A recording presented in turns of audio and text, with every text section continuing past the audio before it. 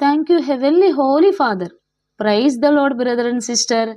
నీవు ఎప్పుడైతే పశ్చాత్తాప కన్నీటి ప్రార్థనలు, కన్నీటి విజ్ఞాపనలు చేస్తావో, అతి పవిత్రమైన పరలోక రాజ్యములో సింహాసనంపై కూర్చుని ఉన్న ఆ పరలోక తండ్రి వారు చూస్తూ ఊరుకొనుక నీ వద్దకు దిగి వస్తారు.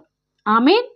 అంటే నీ ప్రతి తప్పిదానికై, దోషానికై, నలుసు వంటి పాపాలు, శాపాలు మొదలుకుని కొండలాంటి, బండలాంటి పాపాలకై, శాపాలకై నీవు హృదయపూర్వక ప్రార్థనలు, పశ్చాత్తాప కన్నీటితో నిజదేవుని పాదాల చెంత విడువు. అలానే నిజదేవుడు ఎవరో తెలియక చలనం లేని వాటిని సేవించి నశించి నరకానికి వెళ్ళే అనేకుల కొరకు నీ హృదయపూర్వక విజ్ఞాపనలు పశ్చాత్తాప కన్నీటితో విడువు.